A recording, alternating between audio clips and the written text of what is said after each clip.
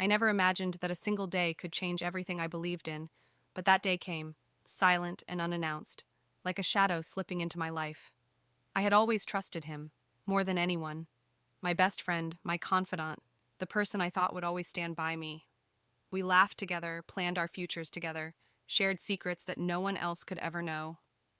Every moment felt like it was plucked straight from a storybook, the kind of story you never expect to end. He had that smile that made everything seem okay.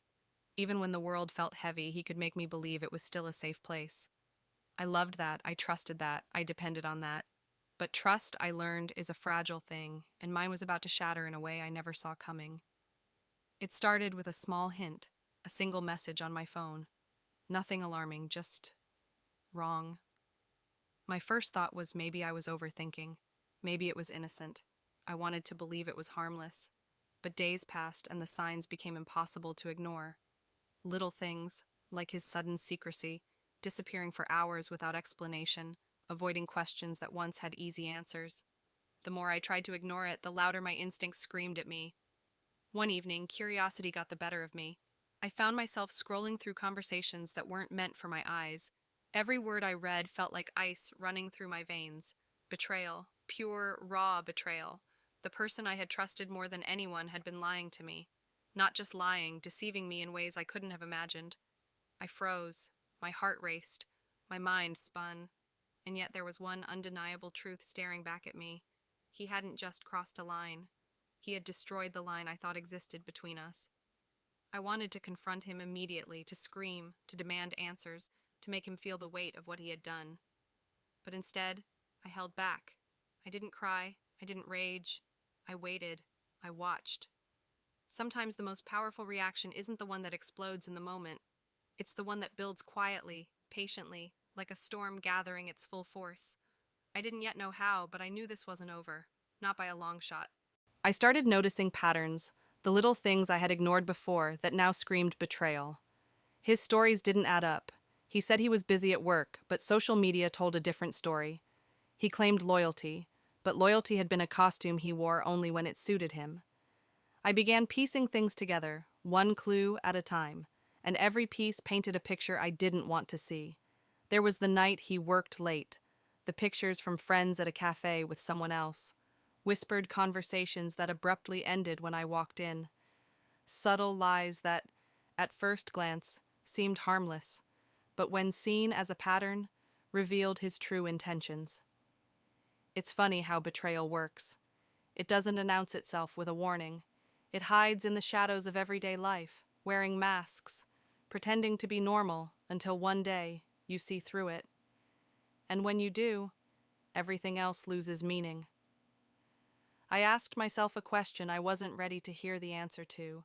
How could someone I trusted so deeply, someone I considered family, choose to betray me? The answer wasn't simple, but as I dug deeper, I realized it wasn't just about me. It was about power, about ego, about the thrill of getting away with deception. Part of me still wanted to forgive him. Part of me wanted to pretend it hadn't happened. But another part, the part that refused to be a fool, whispered a dangerous idea. If he thinks he can betray me and walk away unscathed, he's in for a surprise. And so, the plan began. For weeks, I acted as if nothing had changed. I laughed at his jokes, listened to his stories, pretended our bond was unbroken. Every smile I gave him was a lie. Every conversation carefully controlled. He had no idea I was watching, learning, waiting. I studied him like a puzzle I was determined to solve. When did he start betraying me? Who was involved? What was his ultimate goal? And the more I learned, the more disgusted I became. Not just at him, but at the audacity, the arrogance of someone believing they could destroy my trust and my heart, and that I would do nothing. I started documenting everything: notes, screenshots, dates, times. Every deception, every lie, every subtle manipulation. This wasn't just about revenge, it was about justice, about exposing the truth in a way he couldn't deny. And yet, I had to be patient. The right moment would come.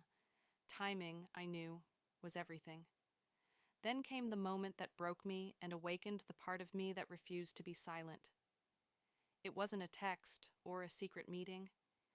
It was the realization that he had humiliated me in front of people I cared about, friends, colleagues, family. He had spun lies so convincing that I was left questioning my own reality. I remember sitting alone that night, staring at the ceiling, heart pounding, mind racing. The anger was overwhelming, but beneath it was a cold, determined clarity. I could feel it settle in me like fire. He thinks I'll stay silent. He thinks I'll just accept this. He's wrong. I made a promise to myself, not a rash, angry promise, but a calculated vow. I will make him pay for every lie, for every betrayal, for every moment he made me feel less than I am. It was time to stop being the victim, time to reclaim my power. Revenge isn't about chaos. Chaos is for the foolish. Revenge is an art, precise, deliberate, and devastating when executed flawlessly. I began building my strategy. I couldn't just confront him immediately.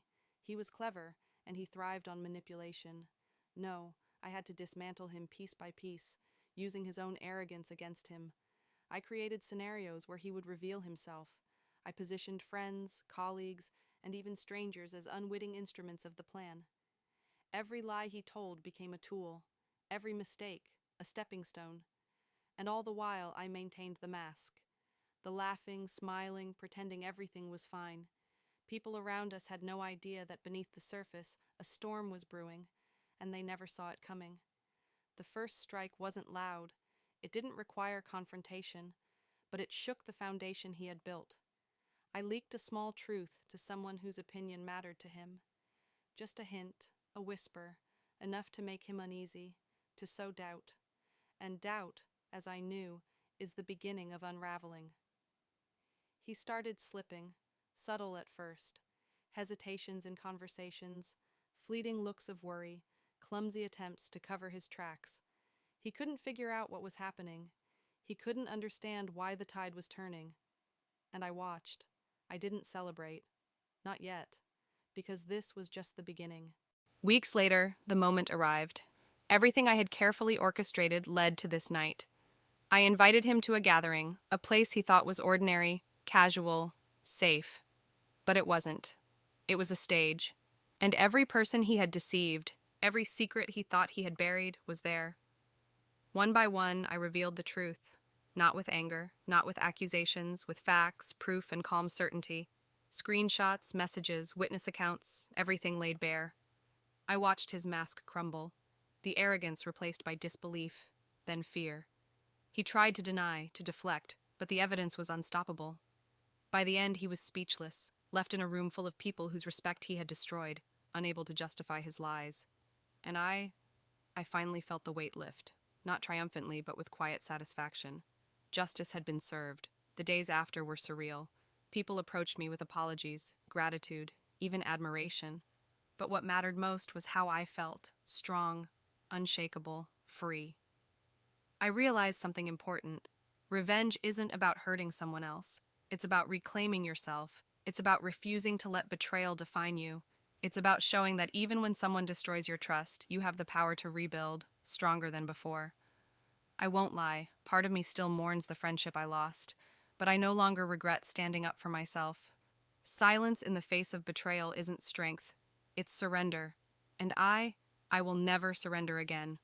Trust wisely, love deeply, but never forget your worth. There will always be someone who tests it, and when they do, make sure they understand that you are not to be underestimated.